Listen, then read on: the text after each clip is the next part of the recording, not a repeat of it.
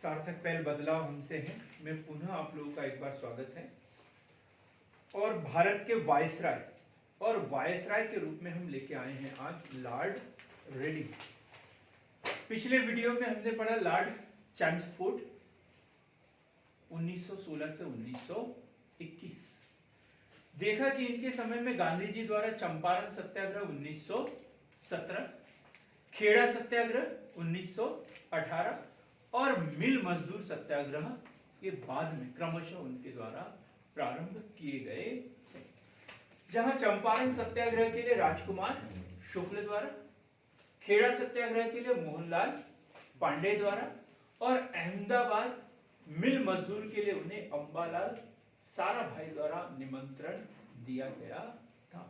इन्हीं के समय में 1919 में रॉलेट एक्ट और उसके विरोध स्वरूप 13 अप्रैल 1919 को जलियांवाला बाग हत्याकांड, मॉन्टेग्यू चेम्सफोर्ड या भारत शासन अधिनियम 1919, खिलाफत आंदोलन 1919-20, सैंडलर आयोग, चमनदीप की अध्यक्षता में झंडा दल की स्थापना, जलियांवाला बाग हत्याकांड के लिए हंटर कमीशन और इसी प्रकार भारतीय राष्ट्रीय कांग्रेस द्वारा भी एक जांच समिति नियुक्त की गई और उसके अध्यक्ष कौन थे?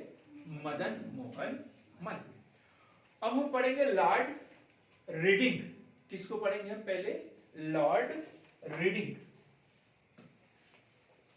लॉर्ड रेडिंग और इनका काल है 1921 से 1926। 1921 से 1926। इनके समय में हुआ है प्रिंस ऑफ वेल्स का आगमन। क्या?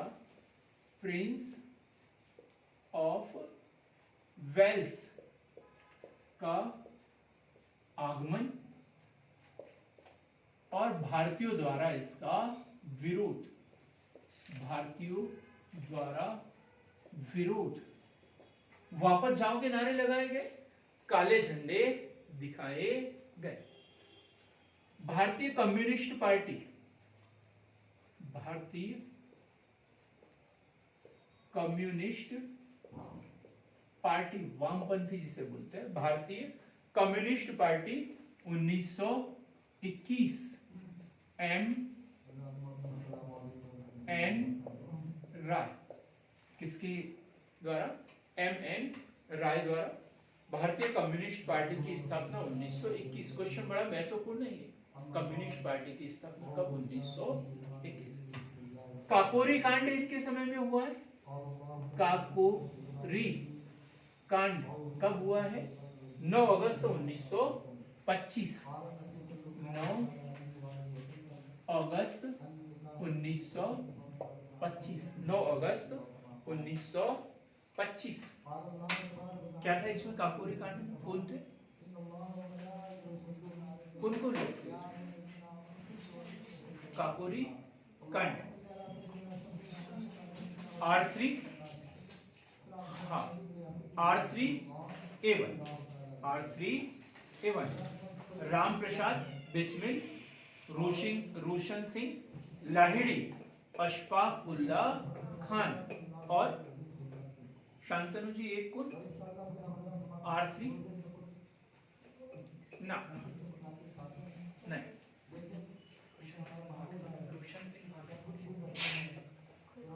रोशन सिंह, रामप्रसाद बिस्मिल और राजेंद्र लाहिड़ी, ये तीन। ठीक, रोशन सिंह, रामप्रसाद बिस्मिल, लाहिड़ी और एक कौन? ए अशफाक उल्ला खान। तो इसके लिए सूत्र रूप में बताया था R3A1। R3A1। इसमें क्या किया था? इन्होंने खजाना लूटने की कोशिश की थी, सरकारी खजाना लूटने की कोशिश की थी। हम डिटेल में इसे पढ़ेंगे। हम अभी घटनाक्रम पढ़ते हैं। 9 अगस्त 1925। महान राष्ट्रवादी तथा आर्य समाजी नेता इन्हीं के समय में, महान राष्ट्रवादी एवं आर्य समाजी नेता। आर्य समाजी नेता स्वामी श्रद्धानंद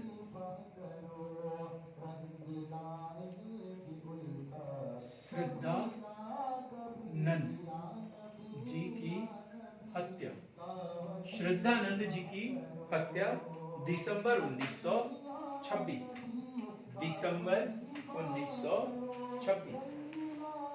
अब हम पढ़ेंगे लॉर्ड इरविन। लॉर्ड इरविन, अब इनके समय में तो बड़ी बड़ी घटनाएं घटी है, लेकिन हमें पूरा पढ़ने की जरूरत नहीं। लॉर्ड इरविन का कार्यकाल देखिए 1926 से 1931, 1926 से 1931। लॉर्ड इरविन के समय 1926 से 1931। तो सबसे पहले देखते हैं साइमन कमीशन। साइमन कमीशन का गठन व भारत आगमन। फिर उसके बाद में नेहरू रिपोर्ट, नेहरू रिपोर्ट। फिर देखेंगे इसमें लाहौर अधिवेशन, लाहौर अधिवेशन, सविनय अवज्ञा आंदोलन, सविनय अवज्ञा आंदोलन, सविनय अवज्ञा आंदोलन। हाँ, गोलमेज सम्मेलन, गोलमेज सम्मेलन, गोलमेज सम्मेलन। ये सारी घटनाएं जो है इनके समय में हुए। साइमन कमीशन का गठन व भारत आगमन। देखो 1919 भारत शासन अधिनियम, और उसी में यह तय किया गया था, उसी में यह तय था कि ये जो अधिनियम है ये सही ढंग से लागू हो रहा है या नहीं। इसकी जांच करने के लिए हर 10 वर्ष के बाद में इसकी समीक्षा की जाएगी, समीक्षा की जाएगी। तो 1919 के हिसाब से कब होना चाहिए था? 1929 में होना चाहिए था। लेकिन ब्रिटेन में होने वाले चुनाव, ब्रिटेन में होने वाले चुनाव और भारत में जो है वो राष्ट्रीयता की भावना, बार बार आंदोलन होना, तो इसलिए क्या किया, एक वर्ष पहले ही जो है 1927 में ही साइमन कमीशन का गठन कर दिया गया। साइमन कमीशन इसलिए बोला जाता है कि इसके अध्यक्ष सर जॉन साइमन थे। श्वेत कमीशन भी बोला जाता है इसे, क्योंकि सातों के सातों सदस्य इसके अंग्रेज थे, एक भी भारतीय को इसमें शामिल नहीं किया गया।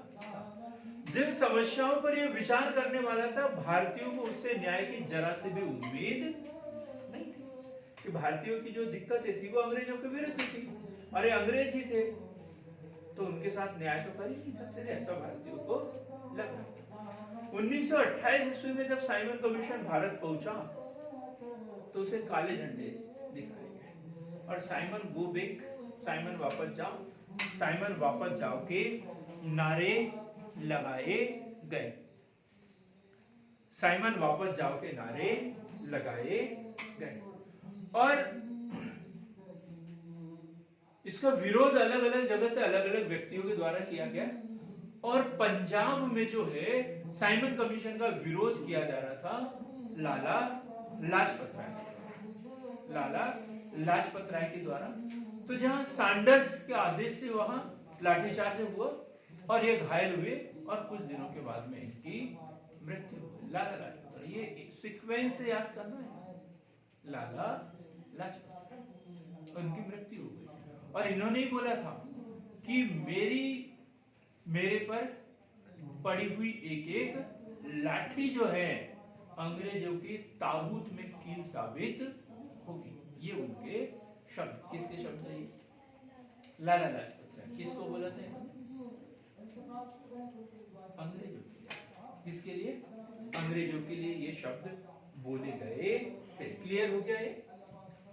अब क्या हुआ, साइमन कमीशन वापस चला गया तो भारतीयों को चुनौती दी कि तुम कुछ कर नहीं सकते हो, हमको कुछ करने नहीं देते हो, तुम में दम है तो तुम ही अपना संविधान बनाओ, और ऐसा संविधान बनाओ जो सबको मंजूर हो। हिंदू महासभा भी खुश होता है, कांग्रेस भी खुश होता है, मुस्लिम लीग भी इसे स्वीकार कर ले। और इस चुनौती को स्वीकार किया किसने? पंडित मोतीलाल नेहरू, पंडित मोतीलाल नेहरू। और इन्होंने जो है अपनी नेहरू रिपोर्ट प्रस्तुत की।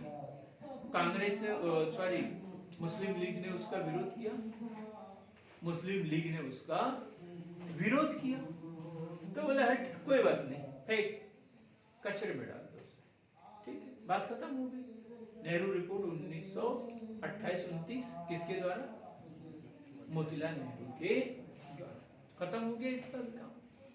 अब अंग्रेजों ने बोला कि हम कुछ अपना प्रतिनिधि भेजते हैं वहां पे, तो आप उसका विरोध करते हो। आपको बनाने के लिए कुछ बोलते तो आप बना नहीं पाते हो। अब हमारे पास इतना ही काम थोड़ी है, हम कोई पेंडुलम थोड़ी है तो यहाँ से वहां से वहां भटकते रहेंगे। अब तुम्हें जरूरत है तो तुम हमारे यहाँ पे आओ, तुम्हें जरूरत है तो तुम हमारे यहाँ पर आओ। और उन्होंने लंदन में 3 गोलमेज सम्मेलन आयोजित किए गए। गोल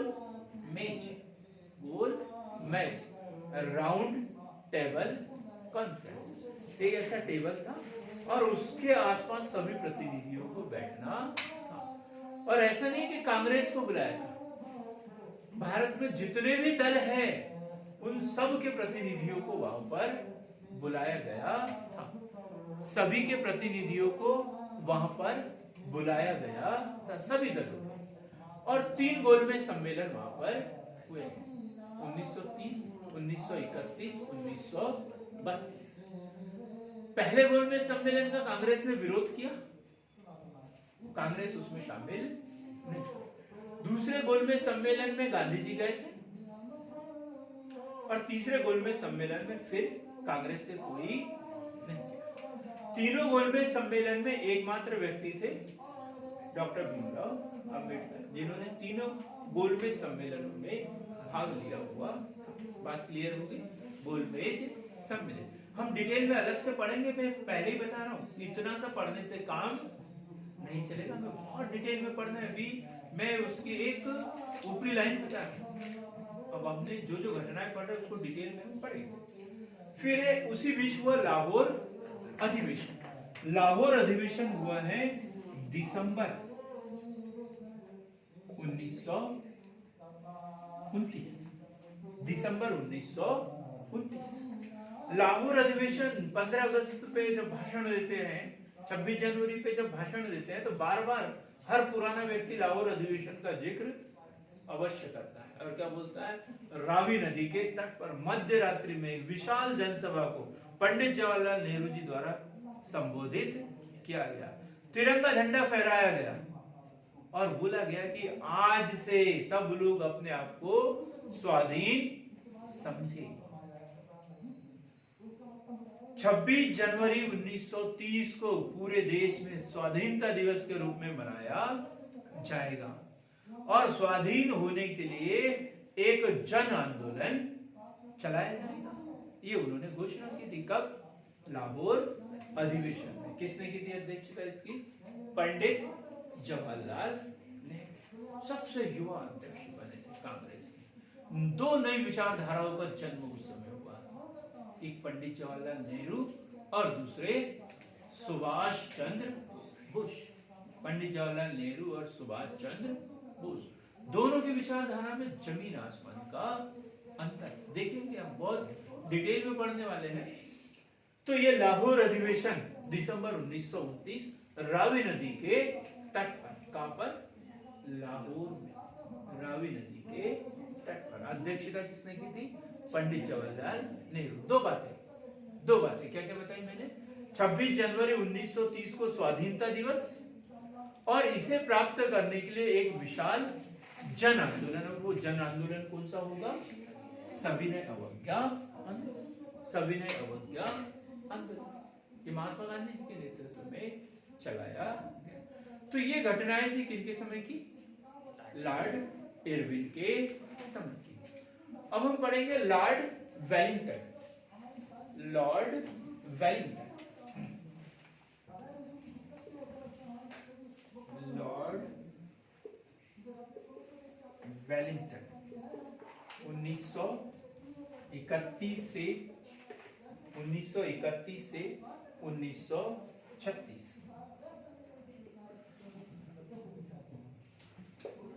इनके समय की घटना देखते हैं तो हम देखते हैं इनके समय में द्वितीय गोलमेज सम्मेलन, द्वितीय गोलमेज सम्मेलन प्रथम किसके समय में हुआ? लॉर्ड इरविन के समय में। द्वितीय और तृतीय गोलमेज सम्मेलन लॉर्ड वेलिंगटन के समय में। अब द्वितीय गोलमेज सम्मेलन में क्या हुआ? कौन कौन गए थे? एक गांधी जी गए और दूसरे डॉक्टर भीमराव अम्बेडकर। जो लोग समझा रहे थे गांधी जी को कि कांग्रेस तो इतना बड़ा दल है तो पूरी टीम के साथ जाइए, लेकिन वहां गांधी जी जो कांग्रेस का प्रतिनिधित्व करते हुए अकेले ही गए थे। डॉक्टर भीमराव अम्बेडकर ने इनके विषय में बड़ी अच्छी तैयारी की हुई थी, तो उन्होंने ढेर सारी बातें बताई। यहाँ की सामाजिक समस्याएं भी उन्होंने बताई कि भाई स्वतंत्रता के अलावा भी वहां पर सामाजिक समस्याएं हैं। मुस्लिमों को आपने पृथक प्रतिनिधित्व तो 1909 में ही दे दिया था, लेकिन ऐसे वहां पे दलित वर्ग भी है, तो उनका शासन में कोई प्रतिनिधित्व नहीं है, तो उनके लिए भी कुछ न कुछ किया जाए। और अंग्रेजों को ये बात पसंद आई और उन्होंने क्या कर दिया? सांप्रदायिक अधिनिर्णय, सांप्रदायिक अधिनिर्णय या क्या बोलते हैं इसे? सांप्रदायिक पंचायत 1 दिसंबर 1929। सांप्रदायिक पंचायत 1 दिसंबर 1931।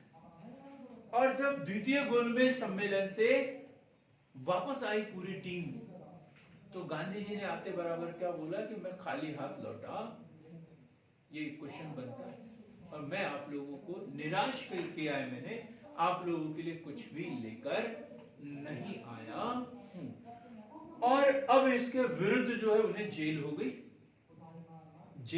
हो गई और उनको पूना की जेल में उन्हें बंद कर दिया गया। और गांधी जी द्वारा वहीं पे आमरण अनशन शुरू कर दिया। आमरण अनशन क्या मतलब होता है? आमरण उपवास करना। हाँ, पानी भी नहीं पीना, खाना भी नहीं खाना। कब तक? शाम होते तक? नहीं, जब तक चांद दिखते तक, मांगे पूरी, जब तक जान नहीं चल जाती, आप मरते तक, है ना? तो उन्होंने क्या, या तो हमारी मांगे मांगो या मरते दम मर जाऊंगा, लेकिन मैं अन्न जल ग्रहण नहीं करूंगा। तो ये आमरण अनशन शुरू किया था। कहां से? पूना की जेल। और फिर एक दल जो है वो डॉक्टर भीमराव अम्बेडकर के पास में आया और उनको समझाया। गांधी जी ये बताना चाहते थे कि ये जो समस्या है ये हमारी सामाजिक समस्या है, अपने देश की समस्या है, इसका निदान जो है हमारे पास में है, अंग्रेजों को इसमें हस्तक्षेप करने की आवश्यकता नहीं है। हम इसको डिटेल में पढ़ेंगे अगले वीडियो में, अभी तो हम सिर्फ शॉर्ट में पढ़ा सांप्रदायिक पंचायत, और उसके बाद में क्या होगा? पूना पैक्ट। पूना पैक्ट, और ये हुआ है 1932। कब हुआ है? 1932।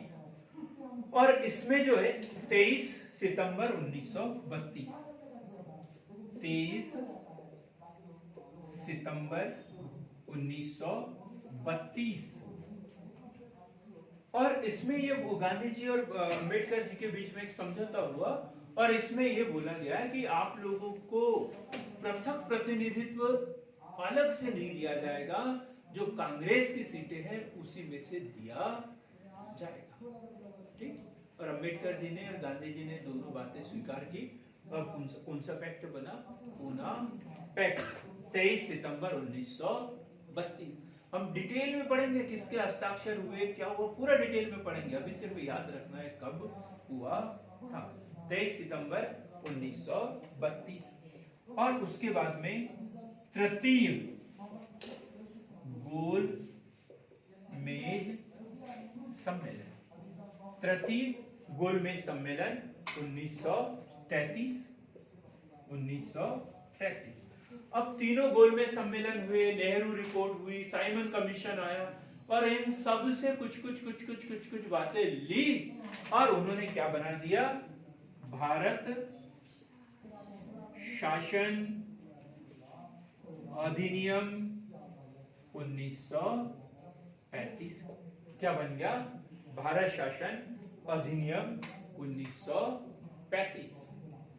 भारत शासन अधिनियम 1935 तीनों गोलमेज सम्मेलनों का इसमें निचोड़ था। और उसी के आधार पर अब हम क्या क्या था इसमें, इसको डिटेल में पढ़ते ही है अलग से, भारत की संवैधानिक यात्रा के तहत हम उसको पढ़ेंगे। तो लॉर्ड वेलिंगटन के समय में द्वितीय गोलमेज सम्मेलन, सांप्रदायिक अधिनिर्णय या सांप्रदायिक पंचांग, पूना पैक्ट और तृतीय गोलमेज सम्मेलन, भारत शासन अधिनियम 1935। अब हम पढ़ेंगे Lord Lithgow.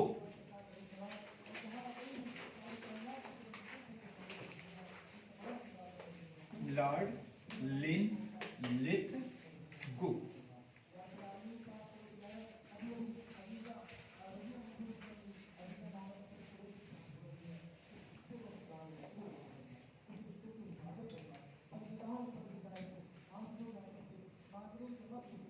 Lord Lithgow, Lord Lithgow, और इनका काल है 1936 से 1944। इसमें क्या हुआ, द्वितीय विश्व युद्ध हुआ था यहाँ पर, तो ना तो वायसराय बदले न ज्यादा परिस्थितियां बदली, ध्यान कहा था द्वितीय विश्व युद्ध के ऊपर। जब द्वितीय विश्व युद्ध हो रहा था तो तीन प्रकार की विचारधाराएं थी यहाँ पर, तीन प्रकार की विचारधाराएं, क्या करना चाहिए और क्या नहीं करना चाहिए। कहां पर, हाँ जी, भारत, तीन प्रकार की विचारधारा, दो युवा विचारधाराएं, पंडित जवाहरलाल नेहरू और सुभाष चंद्र बोस, और एक उनके गुरु महात्मा गांधी की विचारधारा। तो मूल अंतर था गांधी जी और सुभाष चंद्र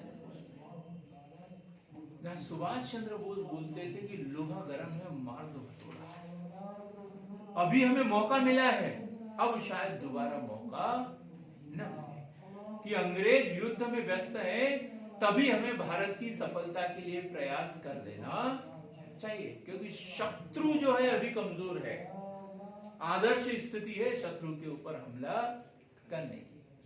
जबकि गांधी जी क्या बोलते थे कि नहीं, जब दुश्मन कष्ट में हो तब उसके ऊपर वार नहीं करना चाहिए, दुश्मन को समझने का मौका दो और हम राजनीतिक तरीके से लड़ाई लड़ेंगे, हम हथियार और इसके उसके माध्यम से लड़ाई नहीं लड़ सकते। ये दोनों जो है ये मूलभूत अंतर।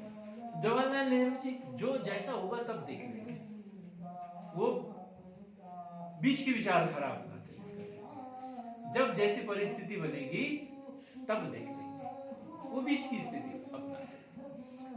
अब बात है लॉर्ड लिथगो। तो 1935 के एक्ट के तहत पहले आम चुनाव 1935 के एक्ट के तहत पहले आम चुनाव 1936-37, पहले आम चुनाव 1936-37 में 11 प्रांतों में कांग्रेस, 11 प्रांतों में से 7 प्रांतों में कांग्रेस की जीत। टोटल कितने प्रांत थे? 11। ये क्वेश्चन भी पूछा गया है एमपीएससी में। तो 11 प्रांतों में से कांग्रेस की जीत कितने प्रांत पर? 7 प्रांतों पर कांग्रेस की जीत। द्वितीय विश्व युद्ध प्रारंभ, द्वितीय विश्व युद्ध प्रारंभ कब हुआ था? 1 सितंबर 1939। कारण क्या था? जर्मनी का पोलैंड पर आक्रमण, जर्मनी का पोलैंड पर आक्रमण। और क्या हुआ? कांग्रेस की अनुमति के बगैर ही भारत को द्वितीय विश्व युद्ध में शामिल कर दिया गया। अंग्रेजों ने बोल दिया कि भारत जो है ब्रिटेन की ओर से द्वितीय विश्व युद्ध में शामिल हो, जबकि कांग्रेस से पूछा था क्या? नहीं। 11 प्रांतों में उनकी 11 में से 7 प्रांतों में उनकी सरकार थी, तो उनसे पूछना चाहिए था, लेकिन नहीं पूछा गया।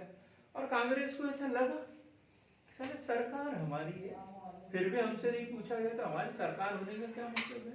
और उन्होंने क्या किया? अक्टूबर 1939 में कांग्रेस का इस्तीफा, अक्टूबर 1939 में कांग्रेस का इस्तीफा। क्या? अक्टूबर 1939 में कांग्रेस का इस्तीफा। बड़ा खुश हुआ कौन? अंकित नहीं, कौन खुश हुआ? हाँ? जैसे अभी क्या हुआ 2019 का जो पहले जो क्वालिफाई हो गए थे, अब वो रिजल्ट शून्य कर दिया, तो जिनका सिलेक्शन नहीं हुआ था अब रिवाइज लिस्ट में नाम आ गया, तो बड़े खुश हुए ना। तो ऐसे ही मुस्लिम लीग चुनाव में उसकी करारी हार हुई थी, बड़े खुश हुए, और उन्होंने किस दिवस के रूप में मनाया इसे? मुक्ति दिवस के रूप में। क्वेश्चन बनता है। तो अक्टूबर 1939 कांग्रेस का इस्तीफा, और इसी खुशी में 22 दिसंबर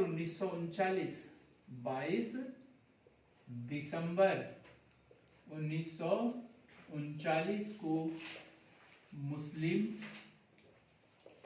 लीग ने मुक्ति दिवस मनाया।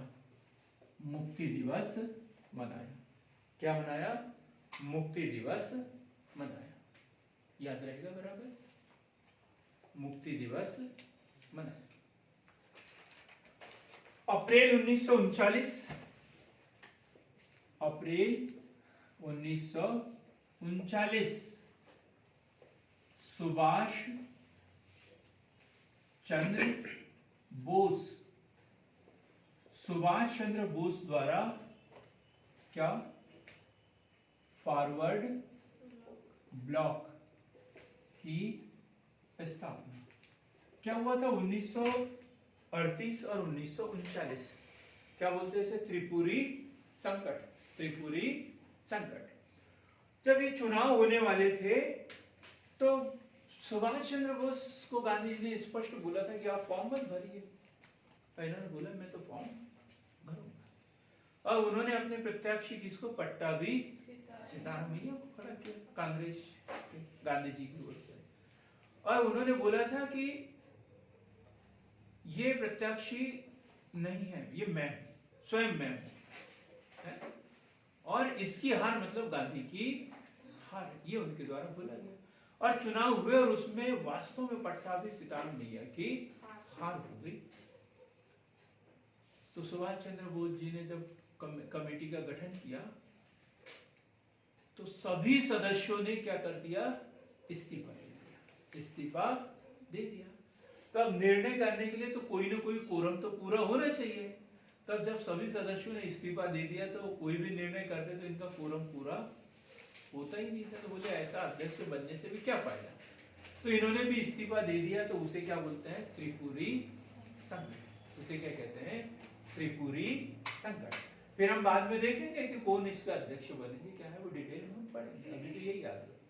फिर सुभाष चंद्र बोस जी ने क्या किया? कांग्रेस से भी इस्तीफा दे दिया, और उन्होंने एक नया दल बनाया, फॉरवर्ड ब्लॉक। फॉरवर्ड ब्लॉक की स्थापना की गई। सुभाष चंद्र बोस। उसी समय 1940 की एक घटना है। 1940 पाकिस्तान शब्द का सर्वप्रथम प्रयोग किसने किया था? दीक्षा। नहीं पता। कितने गरीब है ज्ञान के मामले में लोग, पता सर ही नहीं रहमत चलता। चौधरी।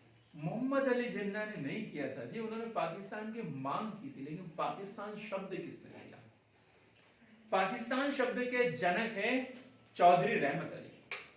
चौधरी रहमत अली। चौधरी रहमत अली। ये देखो क्वेश्चन कितना सरल सा पूछा, लेकिन कितने कंफ्यूजन थे। चौधरी रहमत अली। ये क्या लंदन में पढ़ने वाले स्टूडेंट थे, लंदन में पढ़ाई कर रहे थे, और उन्होंने जब मोहम्मद इकबाल की बात करते हैं, जिनका गीत हम बड़े आज भी गाते हैं, सारे जहां से अच्छा हिंदुस्तान हमारा, ये मोहम्मद इकबाल ने लिखा है। शुरुआत में बड़े हिमायती थे, लेकिन बाद में उन्होंने बोला यार जम नहीं रहा, अब मुस्लिमों के लिए पृथक राष्ट्र की बात की। तो मुस्लिमों के लिए पृथक राष्ट्र की बात किसने की थी? सबसे पहले मोहम्मद इकबाल के द्वारा। लेकिन उस राष्ट्र का नाम क्या हो? पाकिस्तान हो। पाकिस्तान किसने बताया? चौधरी रहमत अली। और रही बात द्विराष्ट्र सिद्धांत, बांटो और छोड़ो, ये द्विराष्ट्र सिद्धांत किसने दिया?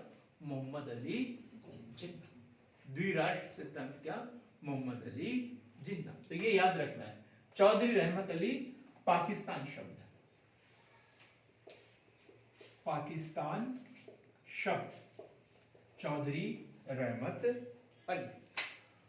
अब 23 मार्च 1943, 23 मार्च 1943, 23 मार्च 1943 मुस्लिम लीग द्वारा, मुस्लिम लीग द्वारा पाकिस्तान दिवस क्या मनाया गया? पाकिस्तान दिवस। मुस्लिम लीग द्वारा पाकिस्तान दिवस।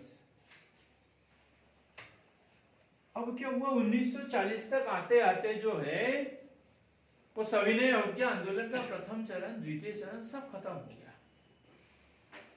चुनाव में गांधी जी के प्रत्याशी की हार हो गई 1939 में। तो गांधी जी को लगा कि अब तो कोई मतलब नहीं है राजनीति करने से, अब ये दल वाली राजनीति करने से कोई मतलब नहीं है। तो उन्होंने बोला कि अब कोई जन आंदोलन और ये और वो छोड़ो, अब व्यक्तिगत सत्याग्रह करते हैं। कौन सा? व्यक्तिगत सत्याग्रह। तो गांधी जी द्वारा व्यक्तिगत सत्याग्रह, व्यक्तिगत सत्याग्रह किसके द्वारा? गांधी जी द्वारा। कब शुरू किया गया था? गांधी जी द्वारा 1940 में व्यक्तिगत सत्याग्रह। दो सत्याग्रह महत्वपूर्ण है, प्रथम और द्वितीय। क्या लग रहा है अंकित कुमार आपको? प्रथम अमरदीप और दूसरा मैं कहना है ना, हम दोनों ही भाग जाते कहना उठ के यहाँ से। सत्याग्रह कर रहे थे कहना, हम तो भाग गए थे कहना उधर कचरा घर तरफ। तो प्रथम सत्याग्रही आचार्य विनोबा भावे और दूसरे कौन थे? जवाहरलाल नेहरू। दूसरे सत्याग्रही जवाहरलाल नेहरू। 8 अगस्त 1940, 8 अगस्त 1940 यह अगस्त प्रस्ताव। 8 अगस्त 1940 अगस्त प्रस्ताव किसके समय में लाया गया था? लॉर्ड लिनलिथगो के समय में लाया था। ये क्वेश्चन बार बार पूछा जाता है। लॉर्ड लिनलिथगो के समय में लाया था अगस्त प्रस्ताव। कब आया वो भी? 8 अगस्त 1940। बात क्या है? नेहरू रिपोर्ट 1928। भारतीयों ने क्या बोला? डोमिनियन स्टेट का दर्जा हमें दीजिए। गांधी जी ने सविनय अवज्ञा आंदोलन चलाया, तब भी बोला कि हमें डोमिनियन स्टेट का दर्जा दीजिए। 10 साल हो गए, 12 साल हो गए, अंग्रेजों ने तो कभी ये मांग स्वीकार की ही नहीं। अब जब 1929 में पूर्ण स्वराज की हमने बात कर ली थी, कब? लाहौर अधिवेशन के समय। 26 जनवरी 1930 को हमने स्वाधीनता दिवस मना लिया। अब जब द्वितीय विश्व युद्ध चल रहा था, अंग्रेजों की स्थिति कमजोर हो गई। तब उन्हें भारतीयों की याद आई कि ये तो बड़ी संख्या में है, इनका सहयोग यदि मिल जाता तन मन से तो शायद जीत जाए। तब जाके उन्होंने ये 1927 की मांग उन्होंने कब स्वीकार की? 1940 में। बोले अब हम भारतीयों को डोमिनियन स्टेट का दर्जा दे देंगे। भारतीयों ने बोला जरूरत नहीं, अब हमें डोमिनियन स्टेट नहीं चाहिए, पूरा ही स्टेट चाहिए, अब हमें स्वराज चाहिए, डोमिनियन स्टेट नहीं। तो उन्होंने क्या बोला था? अगस्त प्रस्ताव, भारतीयों को, भारत को डोमिनियन स्टेट का दर्जा देने की बात की थी, लेकिन भारतीयों ने इनकार कर दिया था, इसे स्वीकार नहीं किया। अब मार्च 1942 की घटना पढ़ते हैं। मार्च 1942, मार्च 1942 क्या हुआ था? मार्च 1942 में क्रिप्स मिशन, क्रिप्स मिशन। अब ये 8 अगस्त 1940 को लिनलिथगो का अगस्त प्रस्ताव असफल हुआ, तो अंग्रेजों ने दूसरा मिशन भेजा। किसकी अध्यक्षता में? क्रिप्स, स्टेफर्ड क्रिप्स की अध्यक्षता में। लेकिन भारतीयों ने इसे भी अस्वीकार कर दिया। क्या बोला इसे गांधी जी ने? Post dated cheque, post dated cheque, एक चेक जिसका बैंक दिवालिया घोषित हो चुका है, ऐसे शब्दों का इस्तेमाल इसके लिए किया गया। और तब गांधी जी ने बोला कि अब हमें भारत छोड़ो आंदोलन शुरू करना चाहिए। भारत छोड़ो, देखो भारत छोड़ो आंदोलन हम डिटेल में पढ़ेंगे, लेकिन 2-3 तारीख उसके विषय में अच्छे से पढ़ ले, गलत हो जाता है, कठिन हो जाता है एकदम। तो 14 जुलाई 1942 भारत छोड़ो प्रस्ताव, भारत छोड़ो प्रस्ताव कब? 14 जुलाई 1942।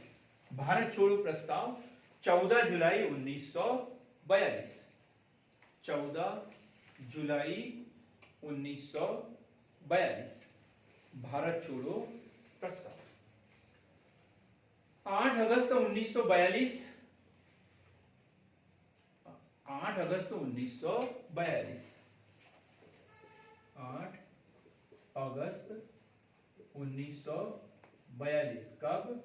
रात्रि 12 बजे ऑपरेशन जीरो हावर, जीरो हावर मतलब शून्य घंटा, मतलब कांग्रेस को आंदोलन करने के लिए हमें थोड़ा सा भी समय नहीं देना है। जितने भी ये मुख्य नेता है कांग्रेस के, उन सबको कैद करके नजरबंद कर दिया, सबको नजरबंद करके गिरफ्तार कर लिया गया। लोगों को पता ही नहीं कि अब करना क्या है, उन्हें आदेश देने वाला, मार्गदर्शन देने वाला कोई नहीं रहा। फिर भी 9 अगस्त 1942 को भारत छोड़ो आंदोलन की शुरुआत, 9 अगस्त 1942 को भारत छोड़ो आंदोलन की शुरुआत। क्लियर हो गया? यहां तक भारत छोड़ो आंदोलन तक पहुंच गए हैं। सिर्फ हम घटनाओं की डेट पढ़ रहे हैं, घटनाएं हम अलग से पढ़ेंगे, क्योंकि हम अभी पढ़ रहे हैं किस वायसराय के समय में कौन कौन सी घटनाएं घटित हुई थी। बात क्लियर है यहां तक? अब आगे देखेंगे लॉर्ड वेवेल, लॉर्ड वेवेल।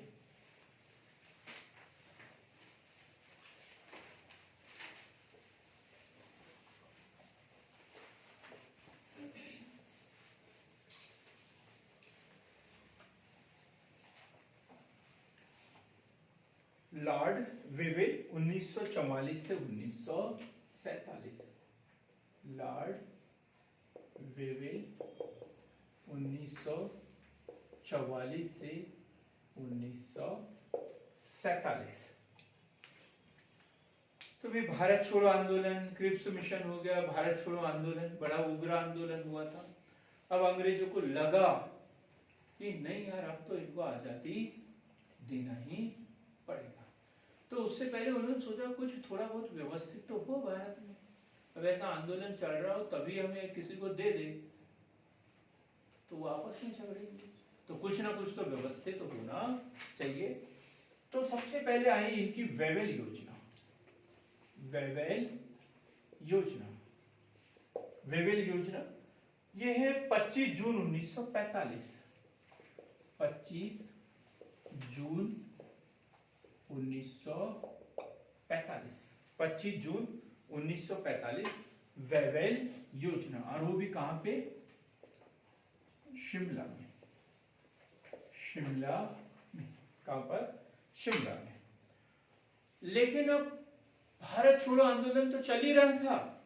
फरवरी 1946 में एक विद्रोह भी हुआ। फरवरी 1946 कौन सा विद्रोह हुआ? नौसेना विद्रोह। ये क्वेश्चन भी पूछा जाता है, नौसेना विद्रोह फरवरी 1946 कहां पर हुआ था?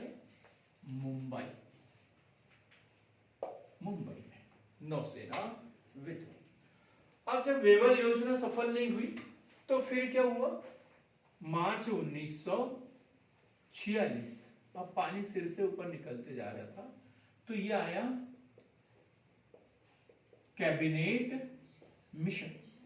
मार्च 1946 कैबिनेट मिशन, कैबिनेट मिशन।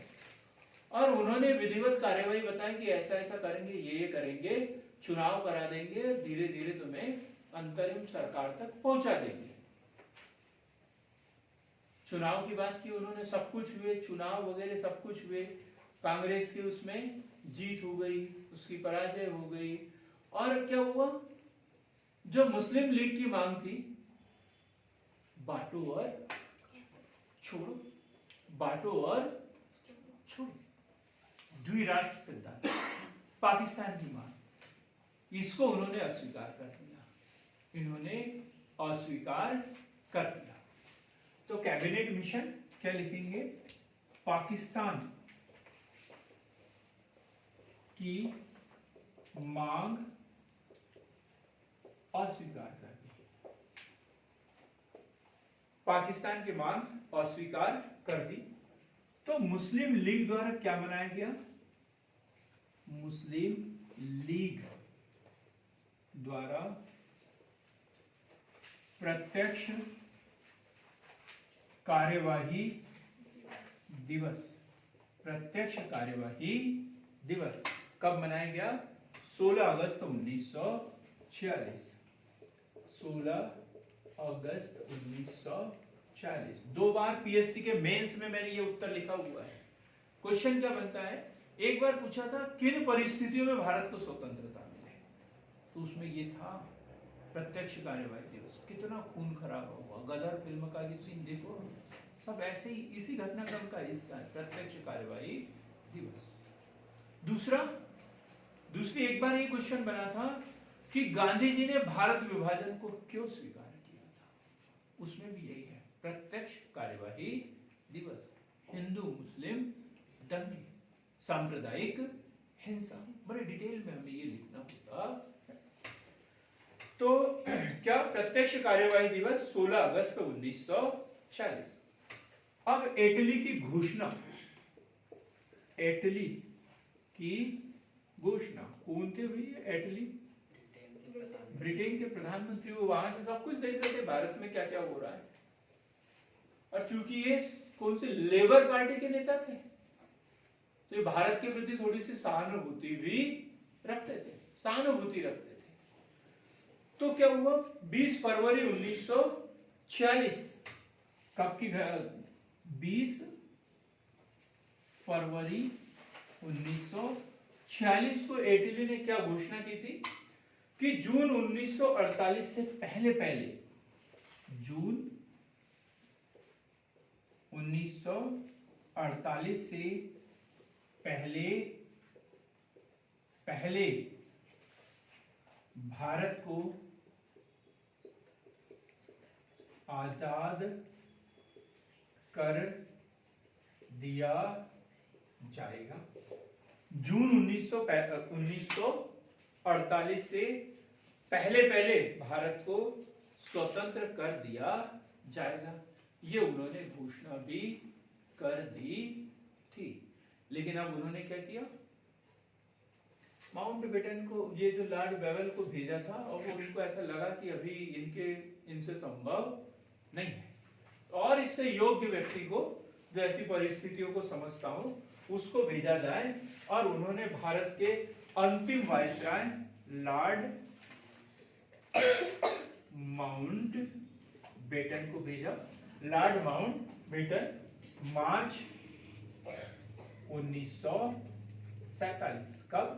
मार्च 1947। जैसे अपन ने फ्रांसीसी का पढ़ा था ना, जी गोडेहू है, जब वो युद्ध हो रहे थे, कर्नाटक युद्ध हो रहे थे, तो फ्रांस सरकार ने डुप्ले को बुला लिया और जी गोडेहू को भेज दिया कि जाओ और आप वहां पे समझौता कराओ। तो ऐसे ही ब्रिटिश सरकार ने माउंटबेटन को इस अधिकार के साथ में भेजा था कि आपको जाते बराबर वापस सत्ता हस्तांतरित करना है। काय के लिए भेजा था? सत्ता हस्तांतरित करने के लिए। अब आपको देखना नहीं है कि देना है या नहीं देना है, अपने को देना ही है, लेकिन कैसे दे, बस आप वहां की परिस्थितियां देखो और उनकी साम्राज्य उनके हाथ में सौंप दो। तो माउंटबेटन योजना 3 जून 1947, माउंटबेटन योजना कब? 3 जून 1947, 3 जून 1947। और भारत विभाजन की घोषणा इसी समय हो गई। भारत विभाजन की घोषणा, भारत विभाजन की घोषणा।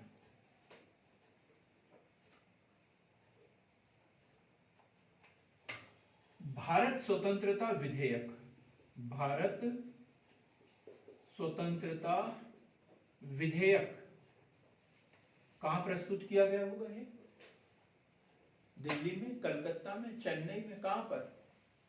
रवि सर बताइए। लंदन में, दिल्ली में क्या है? दिल्ली तो था ही नहीं, लंदन में। भारत स्वतंत्रता विधेयक बिल ब्रिटिश सरकार देगी ना इसे।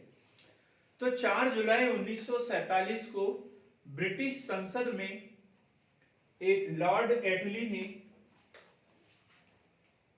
भारतीय स्वतंत्रता विधेयक पेश किया। देखो पेश कब किया? 4 जुलाई 1947, 4 जुलाई 1947 ब्रिटिश संसद में एटली ने भारतीय स्वतंत्रता विधेयक पेश किया।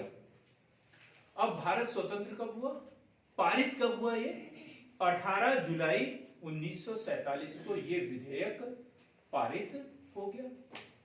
18 जुलाई 1947 को ये विधेयक पारित हो गया। और 15 अगस्त 1947 को भारत आजाद। 15 अगस्त 1947 को भारत आजाद हो गया। तो अभी हमने विभिन्न भारत के वायसराय पढ़े, और किस वायसराय के समय में कौन सी महत्वपूर्ण घटना घटी है, अभी सिर्फ हमने इतना पढ़ा है। उन घटनाओं को डिटेल में पढ़ेंगे जब भारतीय राष्ट्रीय आंदोलन हम पढ़ेंगे। एक एक घटना हम पढ़ेंगे राष्ट्रीय आंदोलन के समय में। तो हमारा वीडियो देखने के लिए, हमारे साथ इतनी देर तक बने रहने के लिए आप लोगों का बहुत बहुत धन्यवाद।